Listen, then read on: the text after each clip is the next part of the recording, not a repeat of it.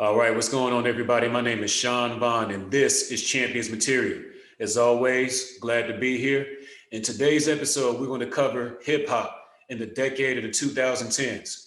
And with me today is the man behind the sound of Champions Material, the one and only Mike Martin, aka Junya. Come on to Champions Material, my man. Yeah, it's good, bro. Yeah, back at it. Sit on down, man. Okay, got the red cup going on. I won't even ask what's in it. I think I already know. Delicious. Yeah. All right. So look, let me just get right to it, man. When you talk about hip hop, rap, whatever you want to call it, in the decade of the 2010s, like the sound of it. If I ask you to define the sound of hip hop in the decade of the 2010s, what do you say to that? I would definitely say like not so much the death, but the moving away from live instrumentation, soul samples, cuts like that, to more digital, and in the digital realm, in the sense of it was made more accessible to everybody, whether you came from a strong music background or you just loved it and you're like, man, I beat on the table, like, let me see if I can actually do this. Okay, now obviously, hip hop really hit us as we was coming up in the 90s, and we saw it expand in the 2000s. So would you say it's necessarily a good thing that, it went more digital and away from, where hip hop really started, in the basements with studios and booking studio times? Or do you think ultimately, when it's all said and done, good music is just good music? Yeah, definitely. Good music will always just be good music. It's more so kind of like a steak. I mean, you don't have to go to a Ruth Chris to get a good steak.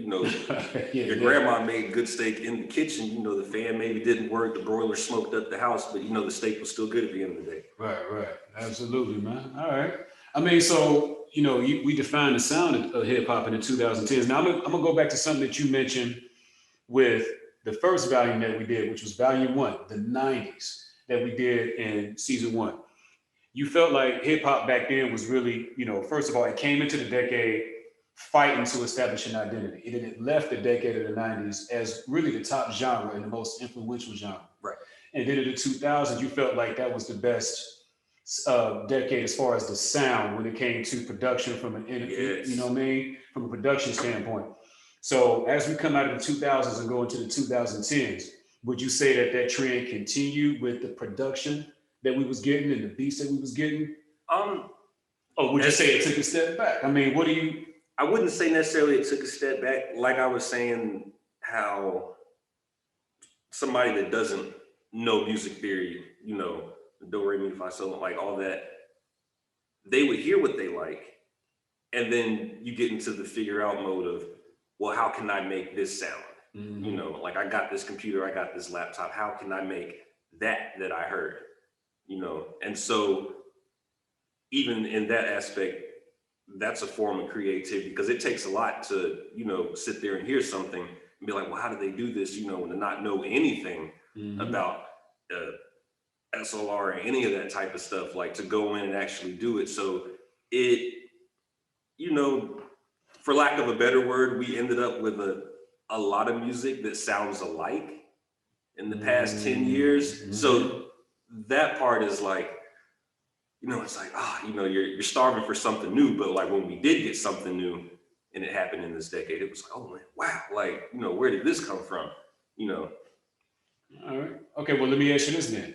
Would you say that originality and innovation kind of went to the side a little bit in the decade of the 2010s. If you get a lot of sound that's really influenced by something that you heard before versus something that you came up with. And again, we understand that hip hop, in the largest sense, had influences within R&B, jazz, so other genres. But what I'm talking about, it sounds like what you're saying is a lot of, the sound of hip hop in the 2010s came from sounds previously, but within the realm of hip hop. So would you say that like the originality and innovation maybe took a step back? I will say the originality took a step back, but the innovation moved forward. I know that sounds kind of counterproductive. Yeah, you got to get into that one. Okay, so they listened to what we were talking about like in the 2000s and the 90s. So they basically stood on the shoulders of geniuses and then took that and ran with it. That's where the innovation, that part came in. It's like, all right, well, they did this, let me tweak this, or how can I take this and make it better and make it my own? Okay. But as far as the originality, it was kind of like few and far between, at least from the production aspect. Like lyrically, we got good lyrics. Right. So I would have that's like the best way I can describe it. All right. Now let's get into some of the albums of the decade of the 2010s that really stood out to you.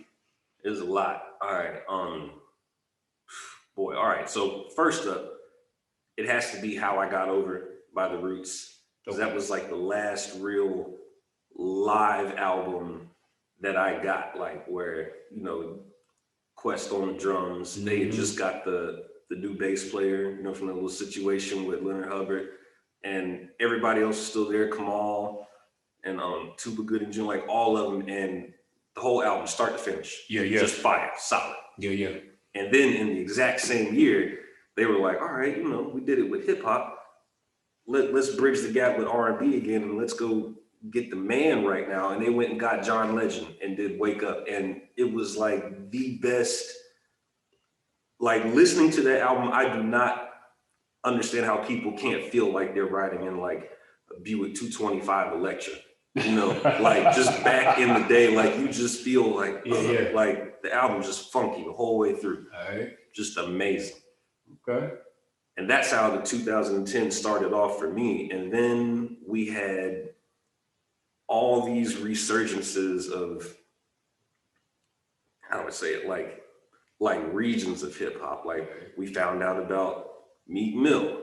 Okay. Rick Ross, he did like that compilation album, MMG, and I rocked with that whole thing, start to finish. J. Cole was on it.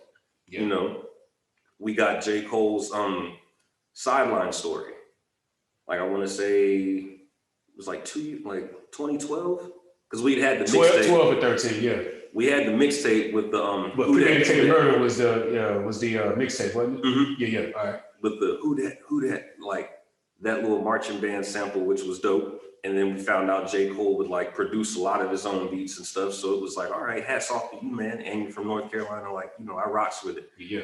And then want to say like 2 years, 2012, all of a sudden, California came back. Black Hip, Kendrick, Ab, Schoolboy, J-Rock. Obviously J-Rock being the first. Right. And it's like, but I really didn't know about J-Rock, sad to say, until I had heard Overly Dedicated. Yeah. K-Dot's joint. Yeah. Before Section 80, right? That was before Section 80. Okay. And then so it was like, oh, the West is back. And then out of nowhere in that West resurgence, this kid that, had been peddling mixtapes, like even here, like I got my first mixtape from him.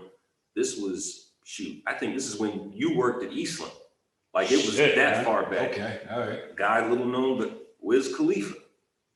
And it was like, you heard like, his whole album was just like the party anthem of those summers. And it was just like, man, like the West is doing it. Like, for real. I'm trying to think, in the decade of the 2010s, I can't think, because the West, and shout out to A. Reed, he talked about this a little bit in Volume 2 when we were covering the decade of the 2000s, but you really kind of had a gap there in the early 2000s before the game came in, as far as the West being represented.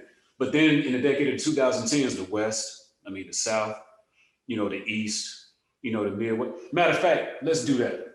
So in the decade of the 2010s, and you can now just go at any point, when you're thinking of the sound of hip hop or the albums or the artists that really stood out to you out of the East, who comes to mind? You already talked about me. Who else? We can go from the top all the way down to, you know, maybe the you know, everybody that's going that's putting it down with Griselda. I mean, however you want to do it. Mm. You're saying like just out of all like Exactly. All right, definitely Griselda. They're like the hardest working men in show business. These boys put out like 3 albums a year, so it's like it's really hard to keep up. Of the 3 main protagonists, you know, West Side, Conway, and Fred. Who do you rock with? Oh man, I rock with Conway the most. As far as like the albums that you've heard of the 3, you're like, okay, man, you know, they all dope, but got to put this guy first. Mostly in heavy rotations, be Conway. Okay. Just because Benny is not far behind. You know, Benny, it gets rough sometimes. Like he'll scare me. You know, like I'm in the car, like I'm really listening. I'm like, oh shit, like damn. And then West Side Gun, it's like no disrespect to this man because he's great also, but like I heard his voice and then I saw what he looked like, and the two didn't match up for me, and it's thrown me off ever since. I was like, wait a minute, like I thought this was a kid, like it's a grown ass man. But like I said, no disrespect, and like no shade or anything. It's a lot of people, you hear their voice and you see what they look like, and it's like, oh, expect something different, you know. But okay, so those guys, like they're one of my homeboys, like I was asking him how he felt about it because he was a DJ, and he was like, well, if I wanted to hear Wu-Tang, I'd listen to Wu-Tang. But it's like just the fact that you can compare them to, because Wu-Tang, when they were doing like, it was cranking like 2 albums a year, cranking it out. Not necessarily as a group, but like the artists that came out of there, particularly Meth, Ghostface, and Ray. And I would say Ghostface is probably, I would venture to say he's probably, you know, cranked out the most out of that group. Yeah. I can agree with that. You know, through the years. Absolutely. Okay. Now, let's take it to the Midwest. And a guy that I think has been underrated for a long time. And he really got cranking in the 2000s, but in the 2010s, I think he finally started to get the recognition I felt he deserved in the previous decade. Voice of 5'9", what you think about it? What, man? What you think about it? All I got to say, there are still Royce albums that I will go back to today. And like, I'll be 36 in, 3 days? I won't get a line until now. Like the album came out like 7-8 years ago. What's your favorite Royce album? Oh man, I'd have to say Layers. Okay. Layers really, because it was just nice. Like I got live instrumentation, like it was boom bap, but at the same time he had like some mellowed out stuff, but lyrically, like the whole thing, start to finish, you know, it was like, you hear what he just said? Like it was like that the whole time. Yeah, absolutely, man. Absolutely. For me, I like what Griselda's doing. I do understand what you're talking about with Benny. Benny does, you know, he can get to a point where I'm like, all right, man, I'll come back to you on that one. But Conway, and you put me on to that, you know, to him, because I knew of him, but I really wasn't like checking for him until it was actually Bang with him. Yeah. That was a joint. He was like, yo, man, you got to check this out. And then I went to check out that single, and then I went on ahead and just went through the album. Yeah, he as a lyricist, I think he got bars that he don't necessarily get credit for, because sometimes you could be the victim of real good production.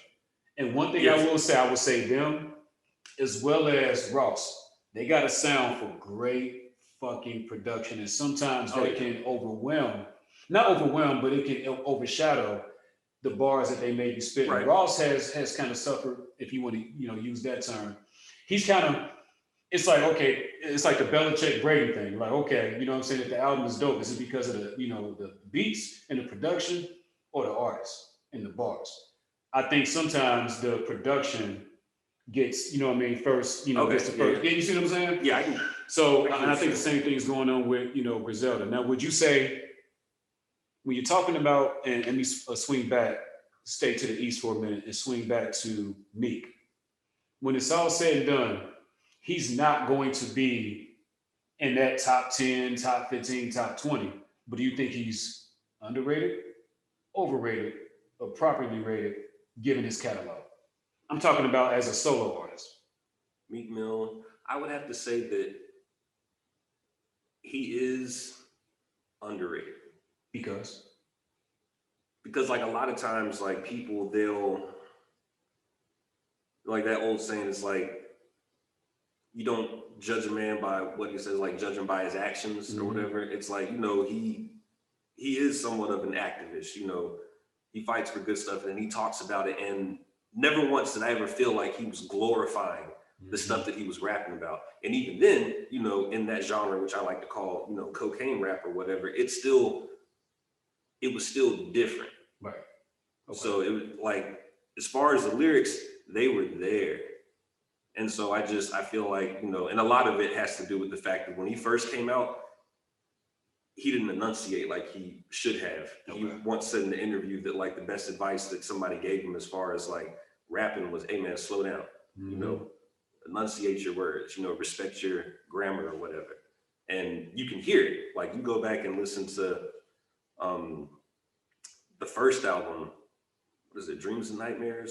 Is that the first? Regardless. Don't quote me on that, but that one, like House Party, it's like you have to like sit there and listen hard. It's like, all right, man, it's not that you're talking fast. Like we can understand Twista, he enunciates, but shout out to Chicago. All right. It was just, I don't want to use the word sloppy, but that's the only word I can really find to define it. But then you fast forward to his last project that he just put out, and it's like, okay, we see the growth. It's like, yeah, I'm rocking with you. Now, you once famously said, "No bad MCs out of Philly," and you stand by. I stand by that. Okay, then I'm gonna put you on the spot. Is he the best to come out of Philly? Meek? No. Who is? It's Black Thought. Oh, come on. Come on, man. Like, I get it. People are going to argue. It's like, man, I ain't never heard a Black Thought song on the radio. It ain't the radio. You ain't ever seen a Mona Lisa in person unless you traveled there to see it. Like, just because okay. I like that. Yeah. Like, you've never touched the Mona Lisa or anything like that. Yeah. You know it exists. But you just know. I feel you. Okay. All right. So you got Black Thought. And I mean, not that they've slowed down, and obviously they're doing everything with the Tonight Show, and we get that, with Jimmy. Yeah, props to them for that. That's but nice check. The Roots, will they ever get their due? Like we know, and true hip hop heads know, but I feel like the Roots, as not as a band, but I would go ahead and just say specifically Black Thought. I think that when you're talking about the best to do it over a long period of time, his name does not initially come up very often, but it's always somebody in the group when you're having that conversation, you go, wait a minute, what about Black Thought? And then when his name does come up, cats be like, oh, well, yeah, you know what I'm saying? But why is it that his name is not initially brought up? It always takes somebody to bring him up, even though there's a mutual respect. Man, I would argue, like, I'm probably going to offend some people, but those are the same people that, was waiting for Kodak Black to come home, like that mentality. And come on, like, man, Kodak Black, man, that man's the GOAT. Like what? Like, what? What? But the people that know, like, they know, like, you don't ever hear, young kids, oh man, Rakim was like the GOAT. Like, that is something you will never hear unless it's your nephew or somebody that grew up around you. But just the stuff that they feed us with on the radio, it's like, nah, like the algorithms that Apple Music and Spotify uses, unless you click on something haphazardly, it's not going to recommend anything to you. And, sad to say, but it's about money at the end of the day. Like, the art is there. People still do it because of the love of the art. Right. But at the end of the day, the labels are trying to make money. Yeah. And you're saying that, the Roots and really in Black Thought maybe suffer from that because it's not, that's what I'm trying to get at is. I mean, think about it. How many people your son's age watch The Tonight Show? Yeah. How many kids in college watch even when they was pumping out albums, the How I Got Overs and the Undones and the Phrenologies, even when they was pumping out albums. I did my part. I blared every album in the car with the windows down, like Young Cats. But why wasn't everybody else doing the same thing is what I'm trying to say, man? Because Put it this way: is there a bad Roots album? I can't think of one. Nope. Okay, then. So even though they slowed down in this decade, and I know that we're covering the decade of the 2010s, but fuck it, I'm gonna digress for a minute. They from the early 90s through really the end of the 2000s, and a couple of those albums dropped at the start of this decade. They was pumping out quality, Mm-hmm. but they never quite ascended here. They never quite got here. Whatever Right. here is at the top. Well, I think the closest was Wake Up, because that was the first time I cut on Good Morning America of all things, and they John had Legend. the live concert. And it was like, what? Like, even back in the days, like the Blueprint 2, like Jay-Z's tour band was the Roots. Like, a lot of people don't know that. They think that Unplugged was like a one-shot thing, and it was like, no, like they're with Def Jam. Like, if Jay-Z's playing, it's like the Roots is making the music. Like, it doesn't matter if Just Blaze produced it. It's like Quest is gonna play that shit. Gotcha. All right. Let's take it to the South. And you brought up Kodak a while ago. And let's talk about the sound of hip hop in the decade of the 2010s as it relates specifically to the South. And Gucci Mane, who I love him or hate him, you cannot deny his impact. Oh no. Yeah. All right. He ushered in a sound that I think defined, for the most part, and obviously there's some exceptions. I mean, T.I., we're going to go into a few others, and Ludacris kind of went the movie route, went the LL route, and his projects kind of slowed down. But I think Gucci really set the blueprint for the majority of the sound that came out of the South in the decade of the 2010s. You think that's a fair statement? Yeah, I might argue Ross though.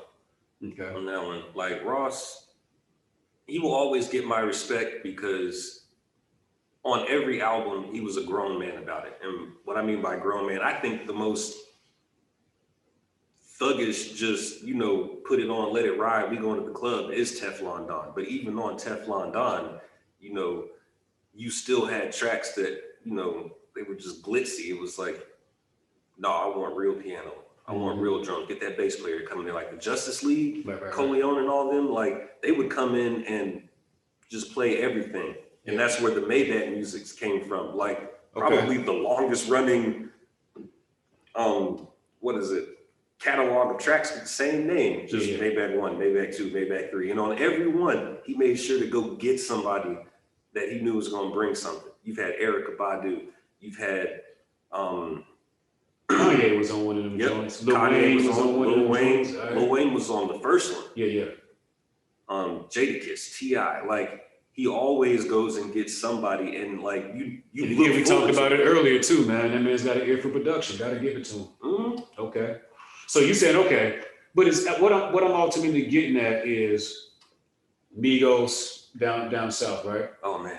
Yeah. So them. So and plenty of others I'm not thinking of off the top of my head, but I'm saying even though you might give when you're talking about albums and just for you, Rick Ross. It seems like the blueprint for the sound, the sound definitely came more from what I was hearing out of Gucci, right? And I was hearing out of Rick. But you're saying, you know what? Fuck it. If you were to pick an artist in the decade of the 2010s from the South to listen to, yes, like their catalog to listen to, you can go group as a group or as a solo artist. Are you still going to say Rick, or are you going somewhere else? I'm honestly have to say Rick, just from the production standpoint and the fact of even if I listen to solely a Rick Ross album, I'm gonna get like 10 features of people that I also want to hear. So I mean, Gucci Mane was on Teflon Don, so it's like I'm gonna get everything. Like, good people. Like, I don't think he's ever once, like, people would argue like the one whack person he had on his album was Gunplay, but Gunplay isn't that whack. He's got. Did you hear Gunplay on Rick's last album? No, it was the second to last album. What the hell was that song? Port of Miami 2, the one where he's just going up like that track. Yeah. Okay. Gunplay got off. He did. All right. So hard pressed to say that he might have out-rapped Rick on that. Come on, man. Come on, man. So okay, if Rick Ross is your artist of the decade of the 2010s out of the South, what is your album of the decade of the 2010s out of the South? Your album of the decade of the 2010s out of the South, from the South. You can only pick one. Only pick one to rock with out of the South.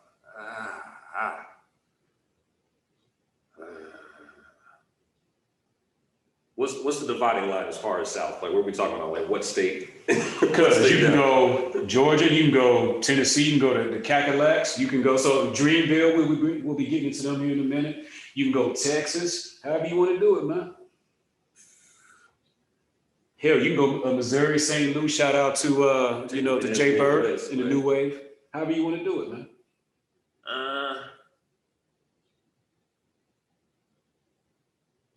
Like whatever you consider to be the South music to you.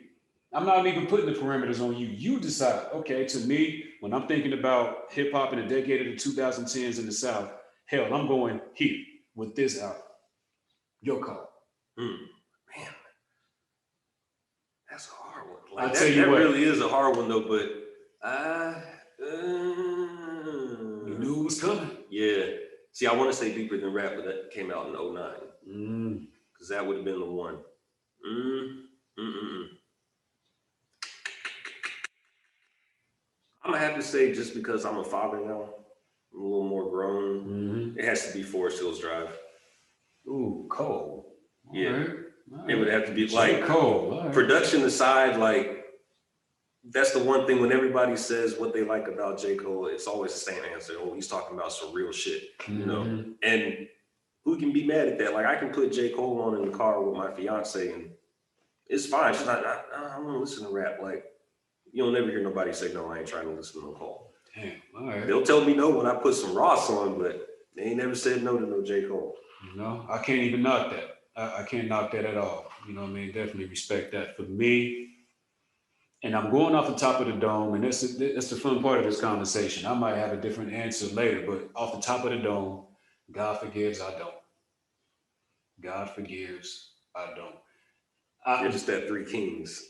That Three Kings, that 16. It just, and the thing about it is, do I necessarily think it's his best album? No, I don't. And frankly, it isn't. It's far from it. But you was talking about a moment ago, like where you are, at this point and what speaks to you. That album was, I think, Ross saying, look, I spent the better part of the last decade letting you all know exactly who the fuck I am. So, you know what I mean? And getting the hits out there and making sure that I can get people on my program. Now I'm gonna do an album where it's me. Right. Fully me. Like I'm coming into my own. We talked about it when we was talking about the 90s, and we were talking about how Me Against the World was to me the most pop as far as who he was at that moment. Yeah. Album to him, even if it's not necessarily his best. And in my view, the same thing is going to apply here with God Forgives, I Don't. It's not his best album, but it was the most authentic to him, in my view, as it applies to how it spoke to me. So I'm gonna go with God Forgives, I Don't as my album of the decade of the 2010s coming out of the South. And as far as an artist is concerned, if I'm taking everything into account, and it's not even so much that this guy to me he's not even in my top 10, but I gotta, respect his catalog and what he's been able to do. Trouble Man being the one that stands out the most, I gotta go with T.I. Gotta go with T.I. in this decade. When you go in 2010, through 2019, 20, however you want to play it, I'm gonna go with T.I. as my artist. So you know what? Let's go ahead and take it back to the East. If you can, we'll start with the album. If you can only pick one album in the decade of the 2010s, and fuck it, we'll say 2010 through 2020, one album to come out of the East, whatever you consider to be the East, in the decade of the 2010s, what's your album and why? 444. I'm grown. That is okay. Like, I remember being in the car with you when Kingdom Come came out. Yeah. And we had spent all them years waiting, like, man, the Black coming album, out of time. Jay-Z's coming back with something. And we played it and we were so disappointed, but we were young. We were in our 20s, like, what the hell is this? Yeah. Then American Gangster came out and it was like, all right, Jake, I still fuck with you. And then going back now, I'll listen to Kingdom Come while I'm at work grooming. And I'm like, damn, This is like the whole album is just like an ode to Emery. Like he's talking about past mistakes and becoming a man. Like he wasn't grown on the Black Album. Like, and what was that joint off of there that he had with Chrisette Michelle, man? Lost Ones. Was that? Yeah. Okay. Yeah. All right. Yeah. Like I get it now. Like Kingdom Come was basically his way of saying I'm sorry. The Black Album was fuck you. Like I came in here, I did what I did what I wanted to, and y'all didn't stop me. Now I'm leaving, and y'all are just gonna want more.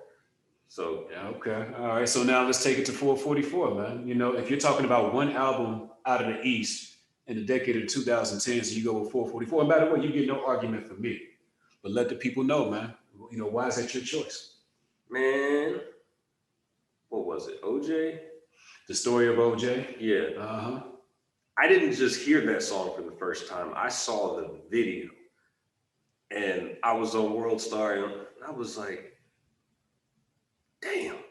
Then he was talking about like bad investment decisions, and then basically like he was like, look, like I'm giving y'all the blueprint. Like I'm telling you what to do. Like you don't gotta listen to me. I'm rich. Like I'm beyond rich. I'm wealthy. Like I've got the generational wealth. It's like if you bought this album and you're hearing my words, like this is how you do it.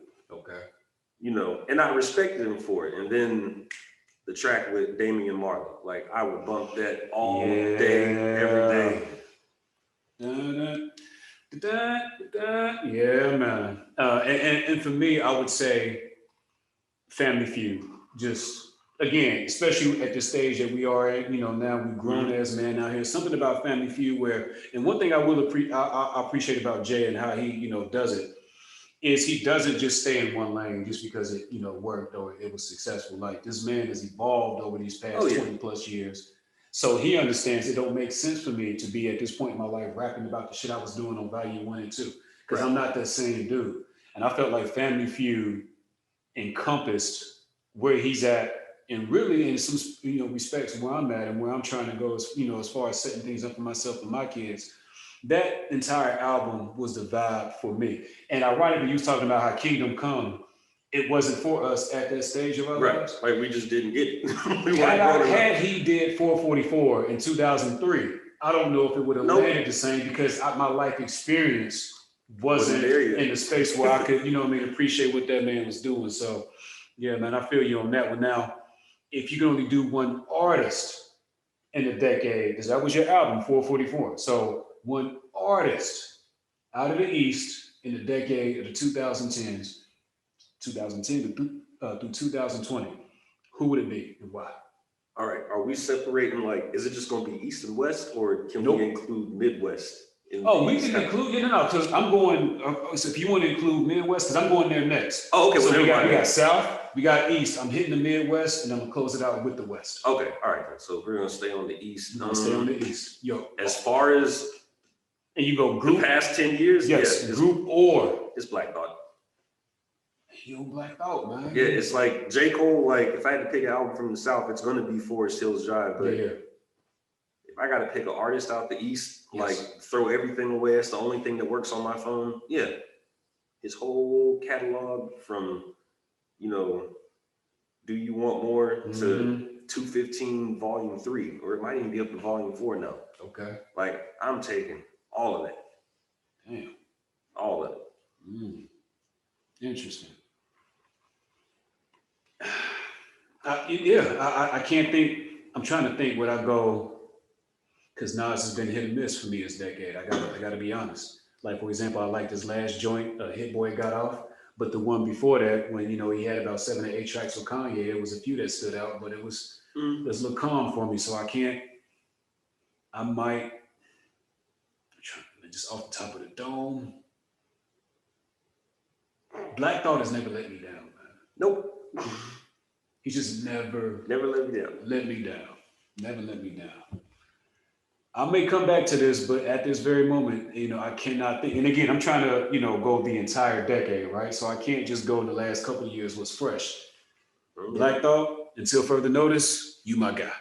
Out of the East in the decade of the 2010s. Now, let's take it to the Midwest. So we talking, and Midwest to me is Michigan. Obviously, you know what I mean? You know where you from. They show Neck of the Woods. We can go, St. Louis, Missouri. We can go, obviously, the Chi. You know what I mean? So anything that you consider to be the Midwest, what is your album of the decade of the 2010s if you're talking about the Midwest? Whatever you consider the Midwest to be.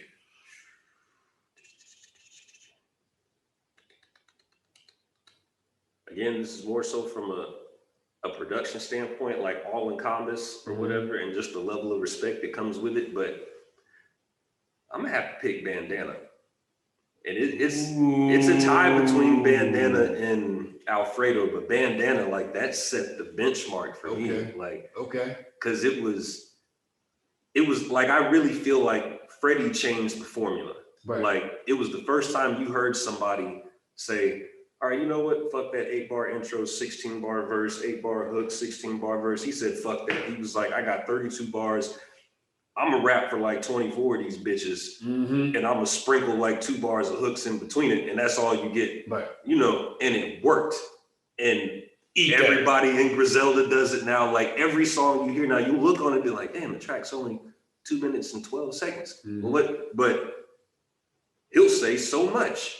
And just the fact that he went and got Mad Lib of all people and like produced the whole album. Like, so I got my production thirst quenched, and then like lyrically people wanted, oh, Freddie's just a dope. Freddie be rapping his ass off. Like, that man be saying some stuff and you won't even catch it till about the third, fourth time.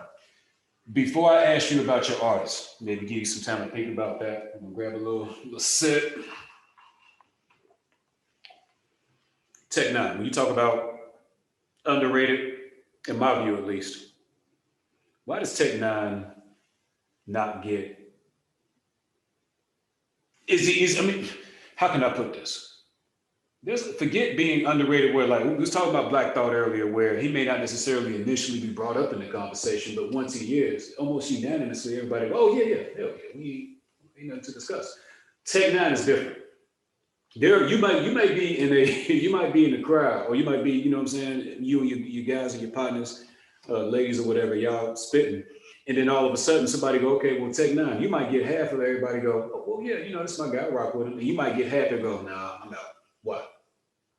That I don't know, because I'm in that half that's like, nah, so am I. Like, I've never. Speed 'em is still in my top 20 tracks I've ever heard. Him and when Eminem went off.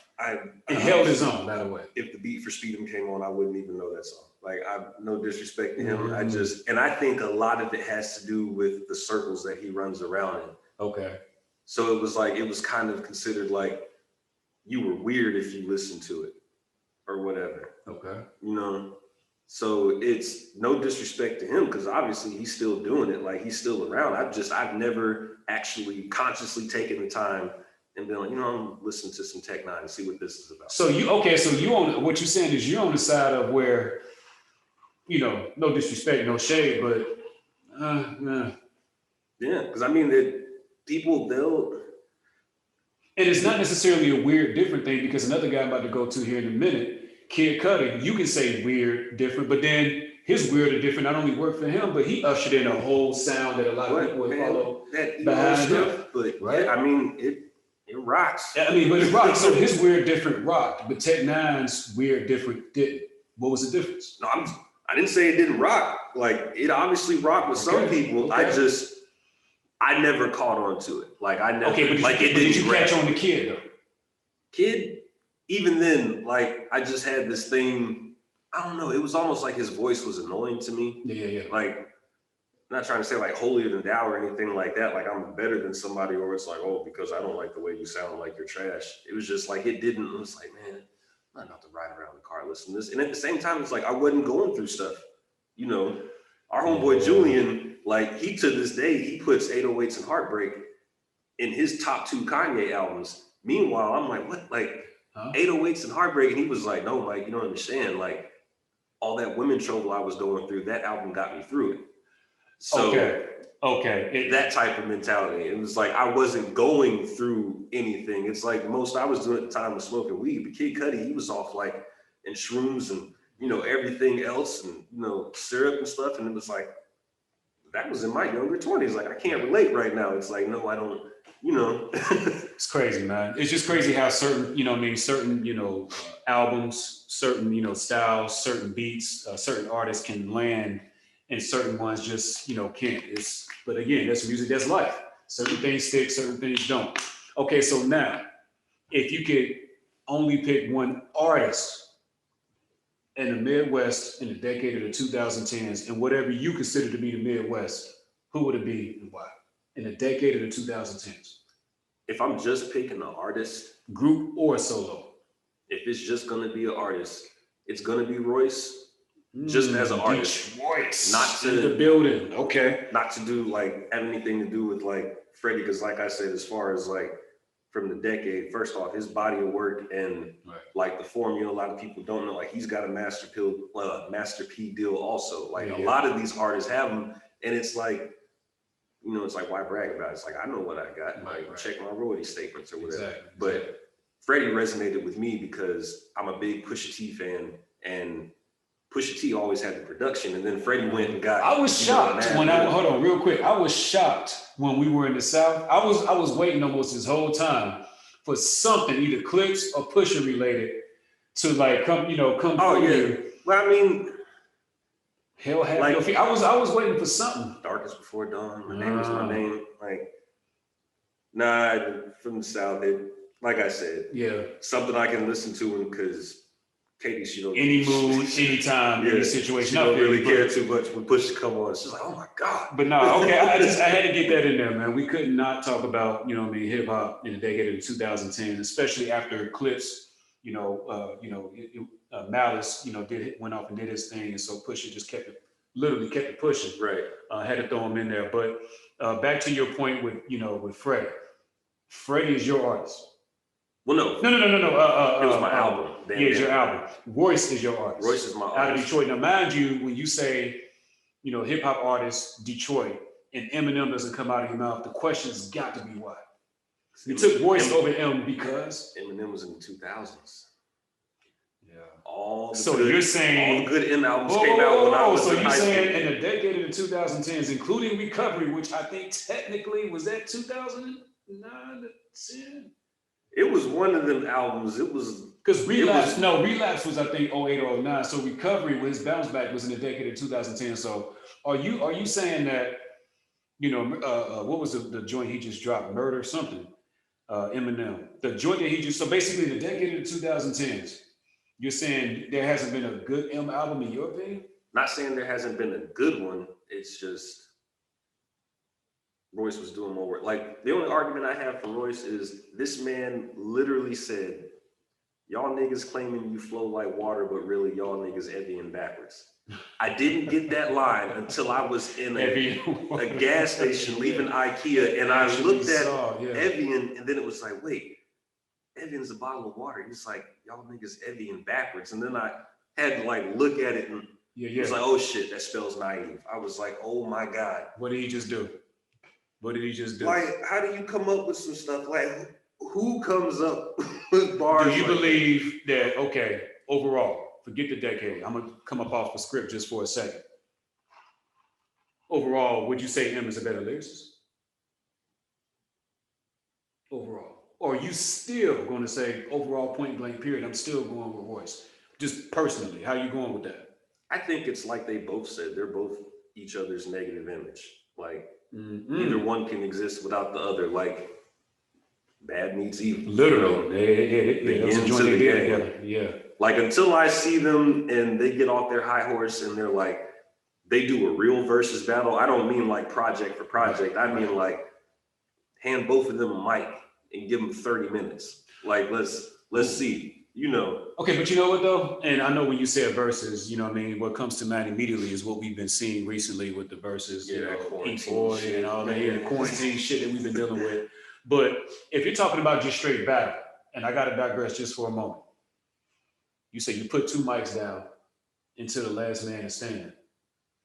Today, still, if M was on this side, is there anyone that you're putting on the other side with what you just said, put two mics down until the last man is standing? If M was on this side, is there anyone that you're putting on that side and you'll say when it's all said and done, and was putting the mic down first.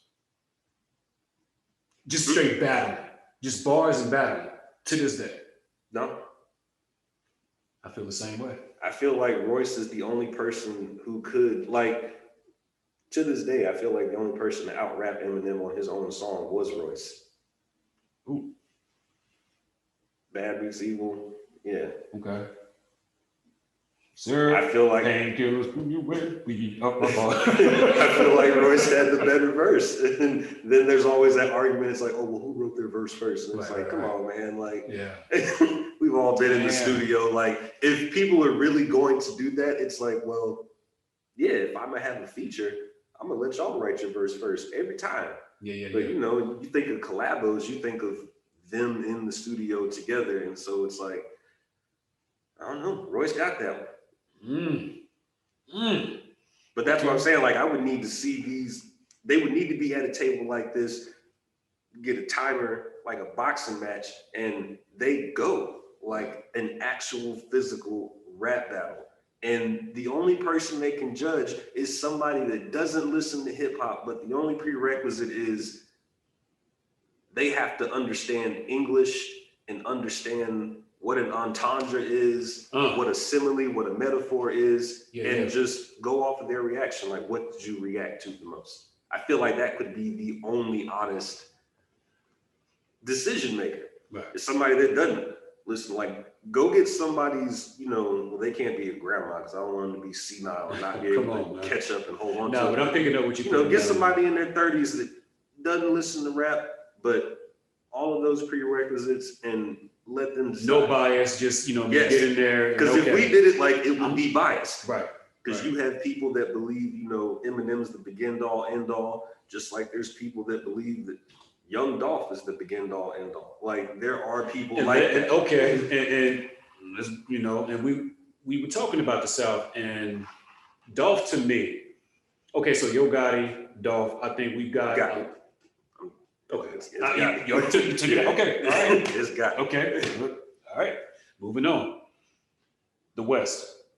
All right. So we covered the South, covered the East, Midwest, and now let's go ahead and take it to the West. That definitely had a much stronger 2010s than 2000s. I think it was, you know, calm early. Game came in afterwards, and you know, from there. Oh, well, we all know it was Kendrick. Okay. It's not even an so argument. Before we is he going to be the only one? And again, I've noticed that your album and your artist have been different. Yeah. South, Midwest, East. Will K-Dot be the only one where the album and the artist will each be him? No. Ooh. All right. So you already said it, that K-Dot is your artist. Why? Yes. K-Dot is the artist because, you know, he is the good kid from the Mad City. Yes.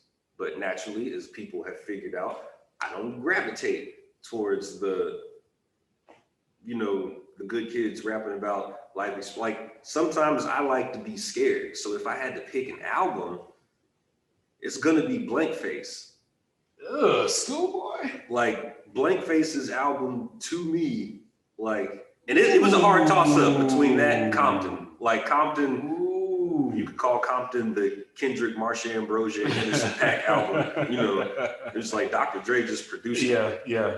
But like, album, it is something about Blank Face. I got everything that I wanted musically, like live production, a different sound, like Ride Out. Right, yeah. Well, and Vince Staples. You want to talk about somebody underrated? Oh yeah. I will ride for Vince. I will ride for I'm about to say, I don't care. And I understand Feet of Clay. If you've heard Feet of Clay, if you've heard his last couple of albums, you're going to look at us and say, what the fuck we talking about?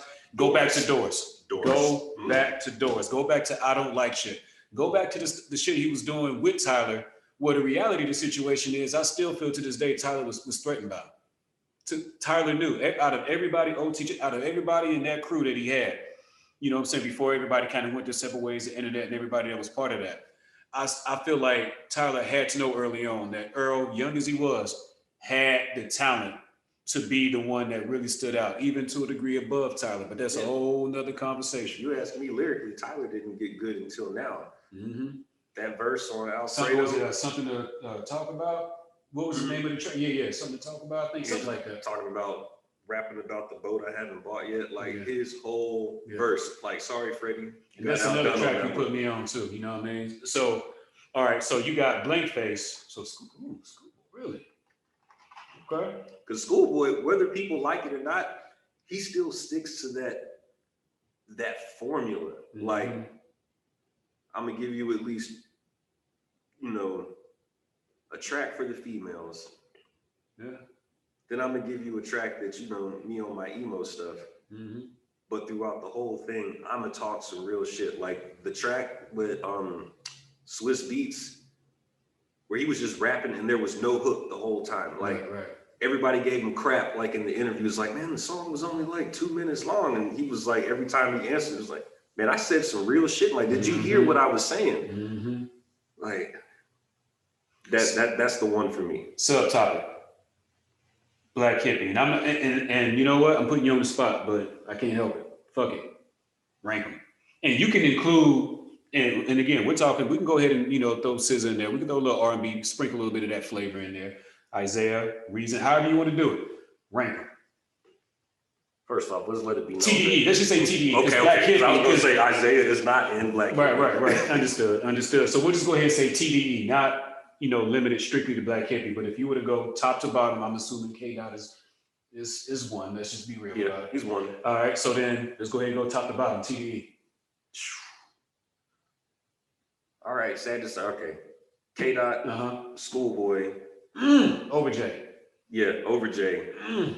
Then comes Ab-Soul, because I'm sorry, but Jay can't rap Ab-Soul. Can't out-rap Ab-Soul, and Ab-Soul is highly intelligent. Yeah, he is. Because he's got some zingers. Like, he'll say some stuff and you won't catch it until black lip bastard. I got you. Then J-Rock, and that's not to take anything away from J-Rock. So you're going K-Dot, School, Ab, then J-Rock. And I love J-Rock. Like, I rocked with 9. So the quote unquote the new kids, the SZAs, Isaiahs, and the Reasons, I put them all before the Prince of TDE. Sad to say. Just like, you know, nobody can take anything away from the Prince of Def Jam, right. LL Cool J. But when is the last time you honestly threw one of LL Cool J out? Yeah. And that's not to take anything from him. Yeah. It's just, we know what you did, LL, and, you know, we respect for it. Yeah. You know what? Always get ironically, I call LL the Roy Jones of hip hop, where he was unique. He had a style all his own. He did it well for a long time. But Roy Jones, when you're talking about, you know, the best fighters of all time, it seems like Roy Jones always is in the most talented, but there's a lot of names you'll throw out there before you get to him when you're just saying boxer, fighter, the whole nine. I think the same thing applies to LL. You're going to mention a lot of MCs, Midwest, East, North, South, whatever, before you get to LL, but the respect is there for what he did. He was unique, you know, within it. So just a little digression, but okay, so out of the West, you've got Blank Face as your album, and you've got K-Dot as your artist. Okay, so we know the artists, and we know the albums, and you know that you're on Champions material, so you know that this question is coming.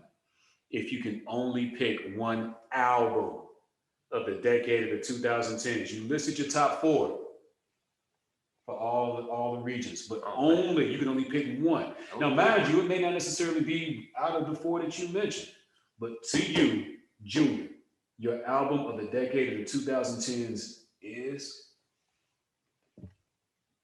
Yeah, it's going to Bandana.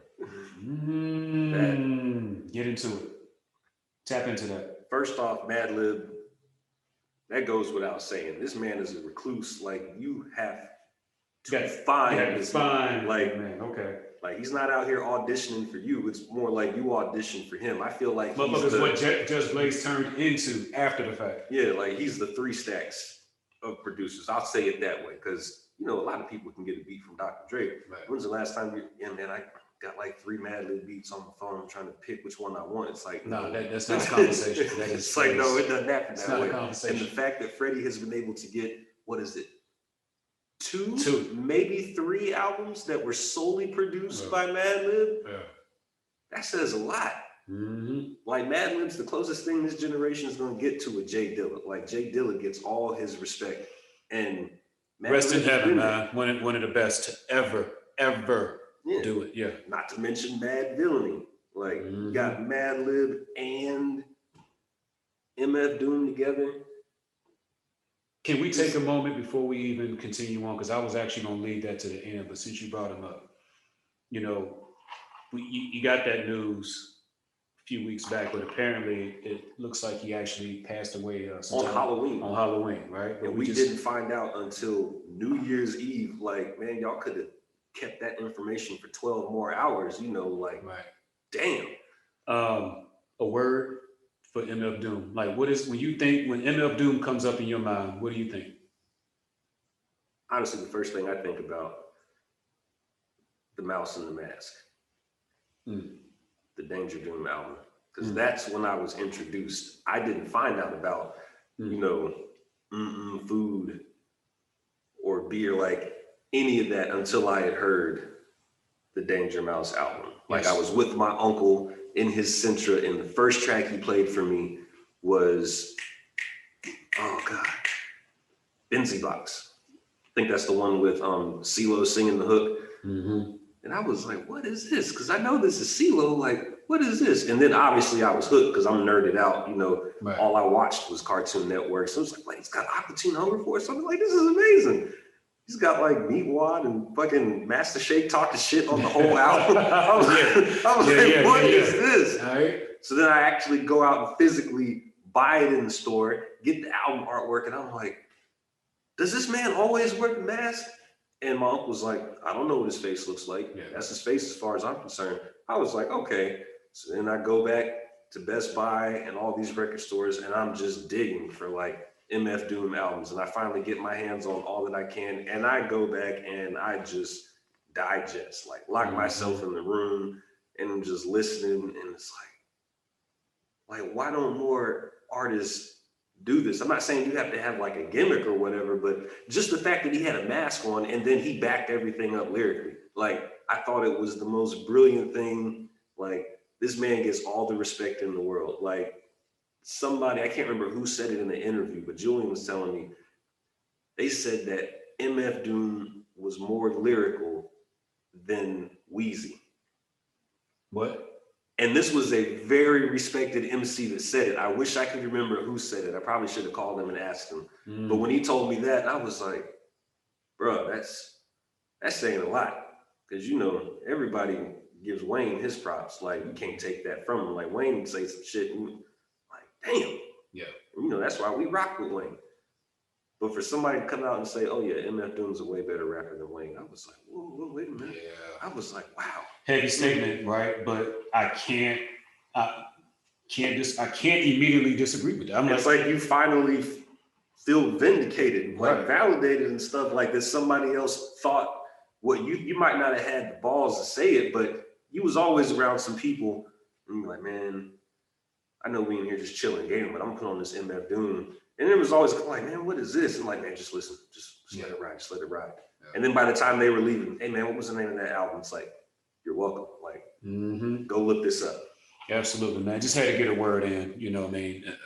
And obviously MF Doom goes way back, you know, before the decade of the 2010s, but, you know, we couldn't do this episode without, you know, giving a moment to, you know, celebrate what that man's done and his legacy. So, you know, rest in peace and thoughts and prayers with his family, man. You know, we talked about Jay Dilla the first time we recorded and how that was, you know, crazy. And here we go with MF Doom. So, you know, legends that are gone but never forgotten. All right, man. So before we transition, I'm going to just go off the cuff. If I was to pick, and I know that we typically don't do this, but if I was to pick a song in the decade of the 2010s, I don't think, matter of fact, I know now because we are in a new decade that this song was never toppable. I do. Jeezy, Hove, and of course, in my opinion, the number one lyricist to ever do it, Andre 3 Stacks. Production, you can be whatever mood you in, that track gets it done. I think, you know, Jeezy, he never quite got the acknowledgement or the respect, you know what I mean, in my opinion, that he deserves. He's still doing it. You know, to me, we talk about overrated, underrated, properly rated, underrated, but that track right there, and obviously he's had some bangers. You know, you talk about the verses. Jeezy can, you know, he can hold show his up, own. and obviously we saw that, right? You know, he can hold his own. But that to me is, if I could pick one track out of the decade of the 2010s, it's I Do.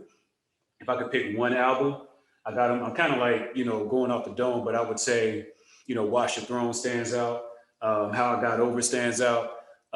Die for My Bitch, Baby King, you know, a young one that's coming up. K. Dot is mentoring him out there on the West Coast.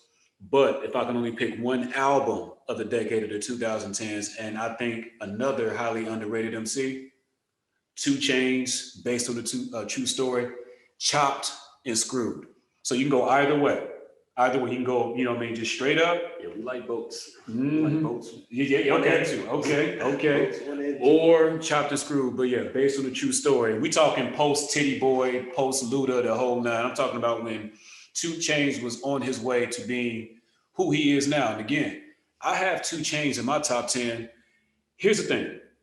The separator between him and Luda, in my opinion, has always been the fact that Luda's punchlines always felt like overshadow the fact that this dude can spit like chicken and beer. I'll still say Theater of the Mind is his best album to me. Okay. I would still say Theater of the Mind, right? But I felt like just in, you know, when you have a general conversation with people, they say, okay, he's got the punchlines and everything like that, but it overshadowed the fact that this dude was an MC. I felt like, you know, 2 Chainz can give you the punchlines, but 2 Chainz, Houdini, the De La Soul joint that he did, Ultimate Gangster with Gigs, that he can come in on any kind of beat and let you know, okay, I could just bust out some motherfucking lyrics. It ain't gotta be the catchy ass punchlines. You know, so, and I think that based on the true, put it this way, we talked about, you know, Black Thought and the Roots. Has 2 Chainz had a bad album? The only one that I kind of went through and kept it moving was the joint he did with Lil Wayne. And I wouldn't even Collie Grove. Yeah, and I wouldn't even necessarily say that was a bad album. No, that wasn't bad. That caught me off guard. Yeah, but I was like, whoa, like, where did Chainz ain't put out a bad album yet, and I would say, based on the true story, what was it, Boats? I would say Rapper Go to the League, and then the joint he just put out. So help me God. I mean, come on, man. I just saw that on my Apple Music, so I'm definitely listening. Yeah, man. Get into that, man. He 2 Chainz. So I would say, based on the true story, would be my album of the decade of the 2010s. And my artist, Kendrick Lamar. And you can make the argument that Kendrick Lamar, we can go outside of Overly Dedicated when he was still getting his feet wet.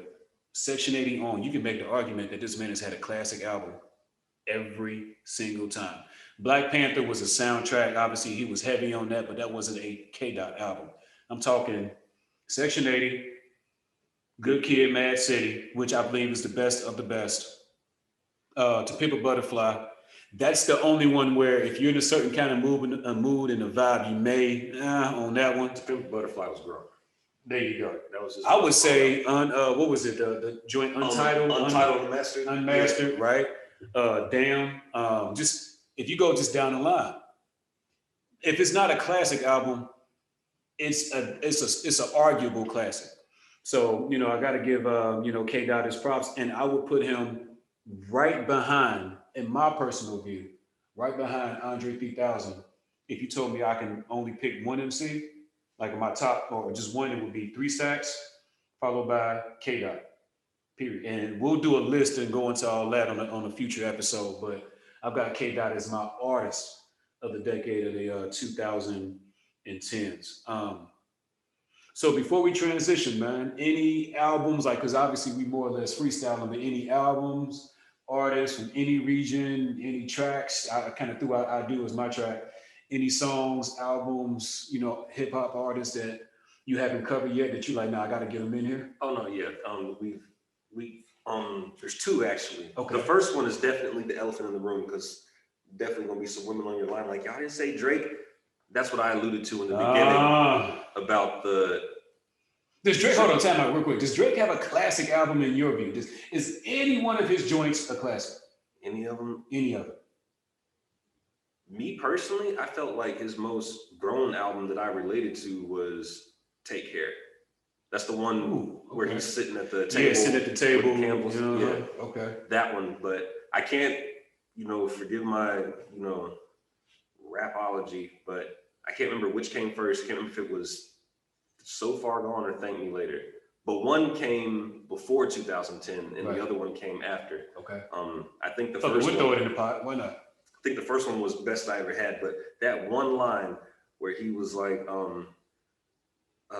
something about a CD and niggas would buy it too and claim they bought it for their sister. Like, that was the biggest slap in the face. Like, I didn't buy it. Like, I burnt it off a homie's hard drive, but I was one of those people that listened to it because I had been hearing all the Young Money on the radio. And I was like, man, we ain't had a super group in forever. Right. But what made me gravitate to Drake in the beginning was the fact that now people can argue, oh man, you were an actor first, you know, right. So it's like you were already rubbing elbows or whatever. It just so happens that you could rap. It was like acting wasn't what you wanted to do, you know. However you got your foot in the door, it was the way he did it.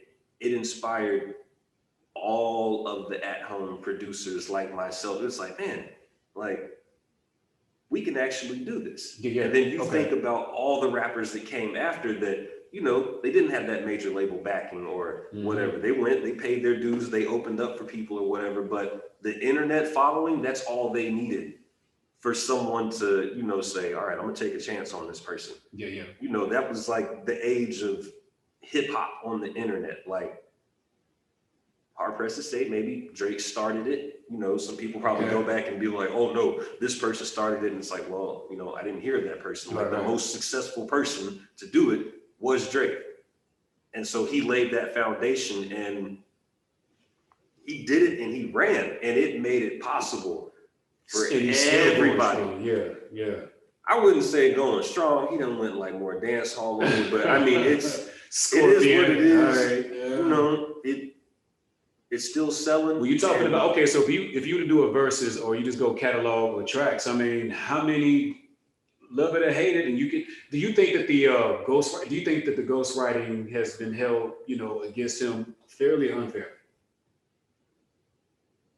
As far as, you know, I would say, some of the shit not being, you know, directly from him. All right, here's the argument that I have. Okay.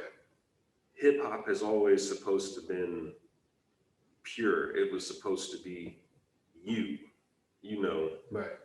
Now, my argument is Beyonce doesn't write all her own music. Most of the time, it's a producer. Hey, now let me be real about it, ladies. Okay, let's keep the beehive. Keep them calm. We good. She doesn't. Like most female artists, the songs that make it big, that are heartfelt, that make you cry, that don't even make it to be singles, those are the ones that they wrote because they're based on true life events from their life. It was like, no, I was sitting at home at my piano and I wrote this song. But Freakum Dress, she might have co-wrote it, you know, but nobody takes anything from that because you need the performer to perform. That's why what happens, you can always tell who produced something and who wrote it by how it sounds. Best case scenario. Yeah, get into that a little bit. Justin Timberlake, Justified. Yeah. You knew what tracks the Neptune produced and which tracks they wrote. I Just Want to Love You, written and produced by the Neptunes. It sounds like a track that Pharrell would have sang on. It sounds like something that would have been on the NERD album. Yeah. But Justin sang it. It doesn't take anything from Justin because he's not, when it comes to hip hop, he's not, man, I was out on this corner, oh, it was written by such and such. Oh, you're a fraud. You know, they're singers. Nobody cares. But when it comes to hip hop, because it's supposed to be authentic and it's supposed to be true, that's where the issue lies. That's where the issue lies. But it's like Drake isn't claiming to be no gangster or nothing like that. So at the end of the day, plus his album's half and half. It's half R&B, half hip hop. Do I care if he doesn't write his own? I don't give a shit. You know, and you know what? And especially the way he was, you know, talking about him earlier. On the same side though, if I found out that Jay-Z or Pusha T or Freddie didn't write their own, that would sting. Then it was like, oh, fraud ass nigga. Like, you know, like delete my Apple Music because of this. Like I feel bamboozled.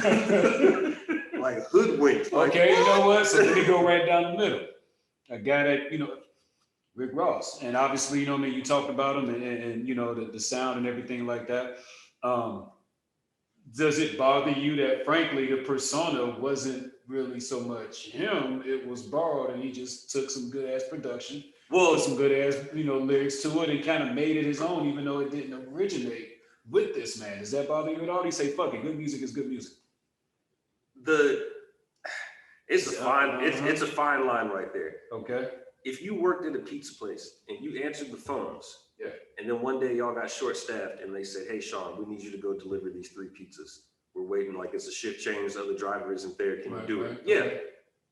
Does that make you wrong for saying that you delivered pizza in your life, even though you weren't a delivery driver? If somebody asked you, okay, I see where you're going. So it's like, I don't care if he sold an 8-ball or if he sold like 3 keys. The fact that he at one point sold drugs, it's like, and I'm not glorifying it. I'm just saying, like, if he speaks on something that he actually did, it's like, yeah, like the same could be said about Lil Wayne. That one line, he was like hopping off the boat, meeting Poppy at the dock. He tells me I'm gaining weight. I'm telling him I'm getting paid. Like, I was like, what? No, I grew up with you. Like, you got signed when you were 12. Like, literally, what 12-year-old do you know has the money to buy kilos?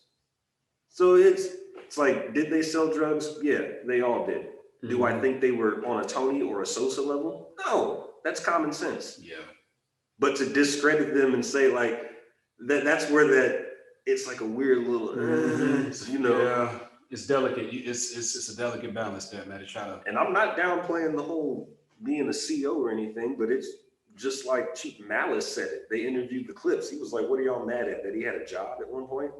It's like it wasn't like he was a detective or he was a cop. He was a CO. Like a CO isn't a cop. Right. Like you literally sit in the jail surrounded by criminals and you're taking roll call. Like you're not a cop, but you know, in the street life, you know, it's frowned upon. But now, one name that hasn't been brought up at all, and it's somewhat surprising because I was gonna leave it to you, especially being that this man is in your backyard. Big Sean. Where does Big Sean stand as an artist in the decade of the 2010s? His albums in the decade of the 2010s? Oh, he's right behind Royce and him. Right behind Royce. Right behind him. Right behind him. Like right behind him. Like Big Sean, that man is lyrical. Like I can wholeheartedly say that Big Sean and Sci-Hi the Prince made the Cruel Summer album. Okay. That was the other person that I was going to mention. Like, get into it. Sci-Hi, a lot of people, they slept on his only album, you know, because we can't really count the Good Music album. So his first solo project, No Dope on Sundays, solid. Start to finish, no skipping. And lyrical, like Royce level lyrical. Like, you sure about that? Yes, the man is lyrical. Are we talking shape this voice, like kind of early voice? Or are we talking the man that's evolved in the last, 7 years? I'm talking about evolve because the whole time Sci-Hi was evolving, he just didn't have a solo project.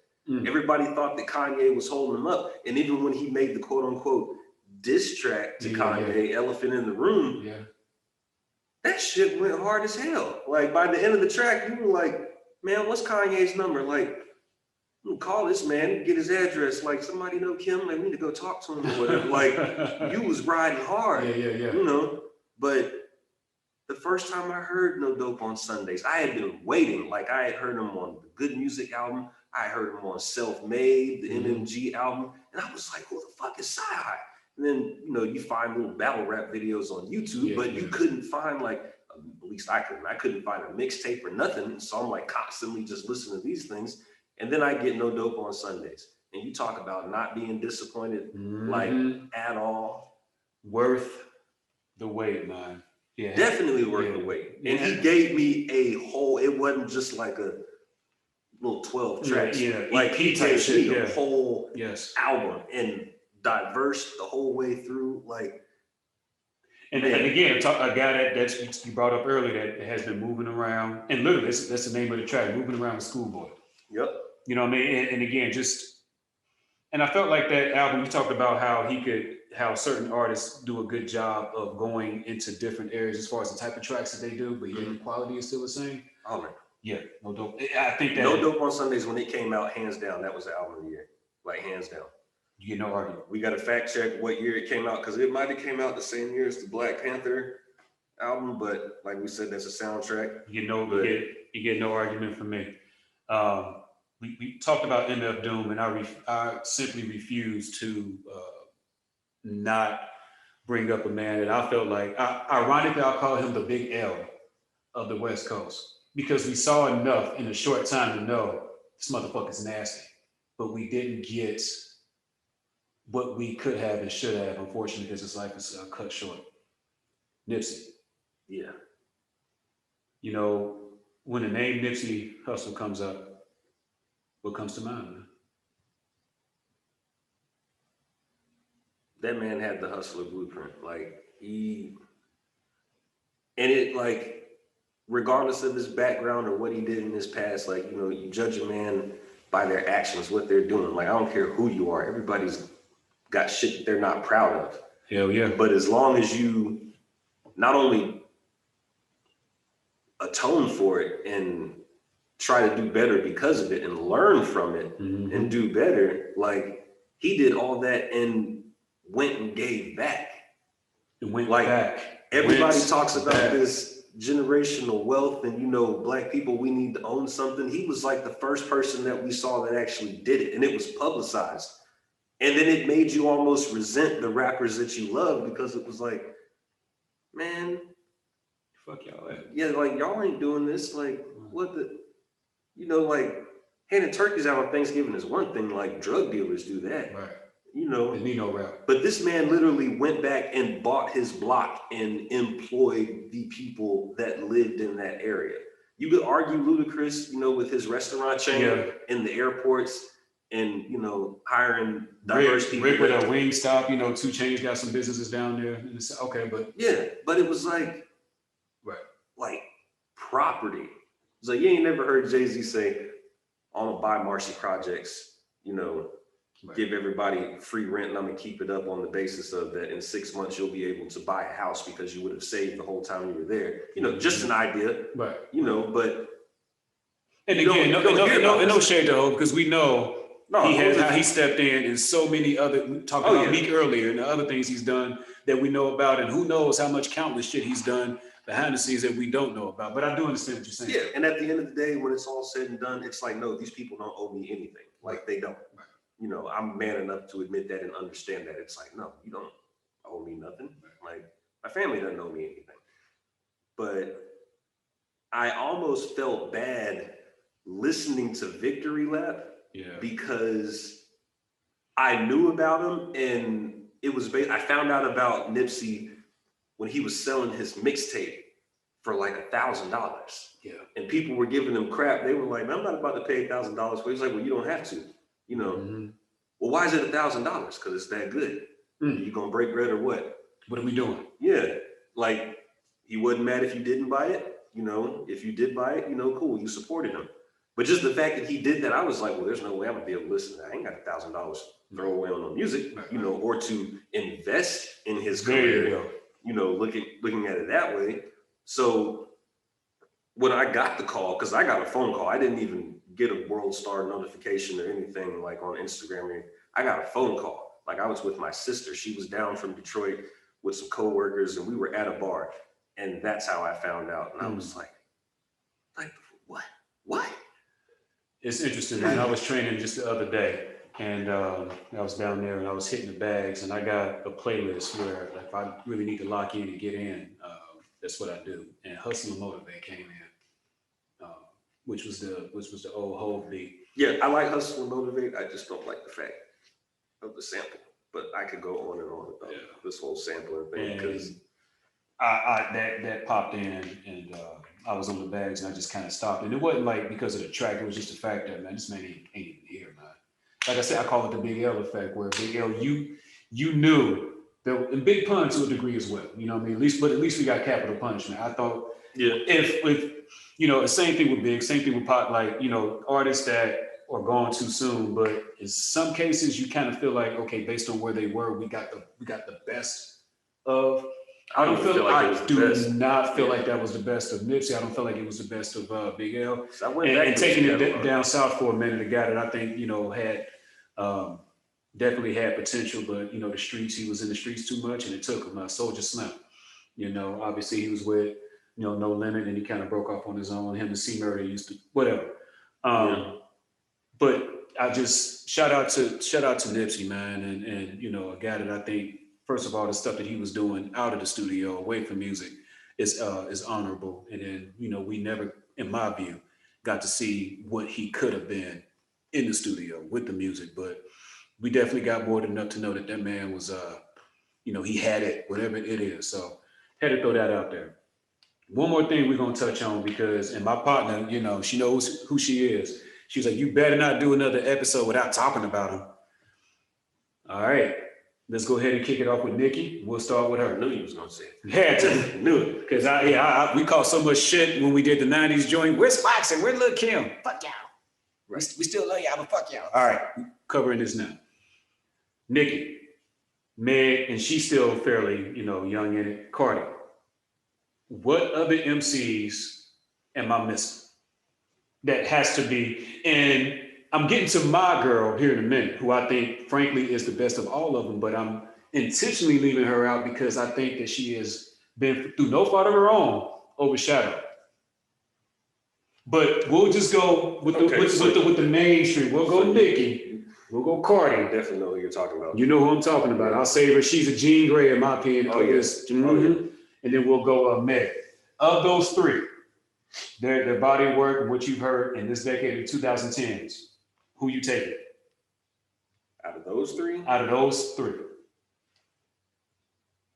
If you can go, catalogs, you can go albums, you can go just bars, however the fuck you want to. Okay, I'm going to have to go off of bars, and even if somebody else writes them, I'm going to have to go with Nikki. Because I'm not looking at her, like, I'm not looking at any of them, honestly, because I critique them all day, just like somebody could critique me. It's just, there's always something off that's like, all right, whatever. But yeah. Nikki, she, like I said, the beginning of them 2010s, that was coming off of a whole summer in 2009 of that Young Money album. So that's all we got was Drake, Weezy, Nicki, Tyga, what was the other guy's name? Whatever. Yeah. But I looked forward to hearing what a Nicki album sounded like. Okay. Granted, I didn't bump it by myself in the car, Okay. But like in the house with friends, like I was like, this girl can rap. Like she can spit. Yeah. All right. And I started comparing her to like Foxy Brown. A lot of people compared her to Lil' Kim because of the sexual content. Mm-hmm. But what I noticed was not all of it was sexually driven. She wasn't rapping from the aspect of, oh, I'm out here fucking a lot of people. Right. She was rapping from the aspect of, oh, a lot of people want to do me, but this is like, and so I respected it that way. That's why, like, when I hear like Cardi and Meg, I'm just like, she already did that. Like, like how much Hot Girl Summer are we gonna get? Like, it's like, come on, man. And I get it. The women, their argument is, well, don't nobody want to hear about drug dealing all the time. And I'm like, well, change the station. If we're rapping, like, if we're going back to my point in the beginning, and this is gonna piss a lot of people off. Okay. If we're being true to ourselves and rapping about our life experiences, then what is your lyrical content telling me about you?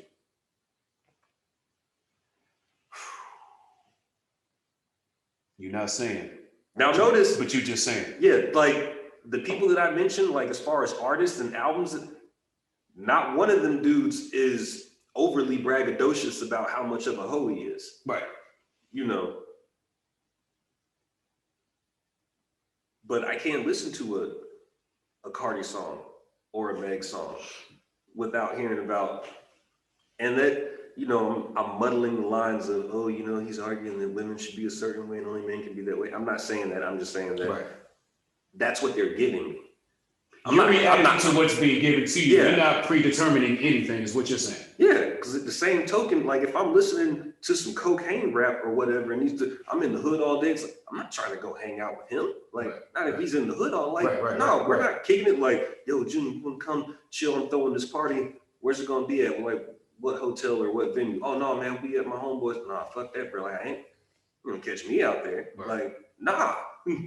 Talking about sticks and all this stuff. Like, it goes both ways. Like, that's not me being a bitch. It's just, you know, pick your surroundings.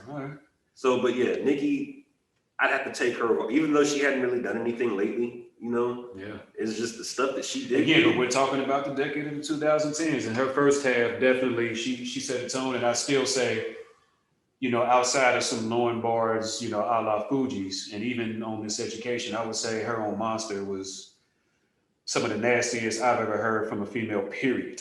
You know what I mean? I would still say that she had the verse of the three, and that's a track including Kanye, Ross. and Ross and Hov, right? Yep. So, but I specifically left one out because she has distinguished herself in a completely different manner. I first became aware of this young woman on Pimp a Butterfly. Yep.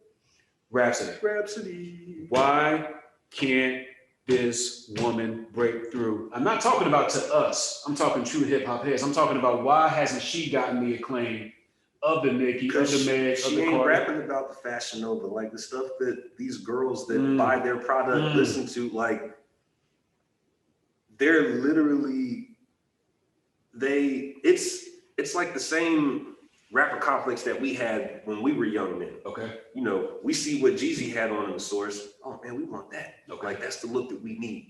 That's what the women.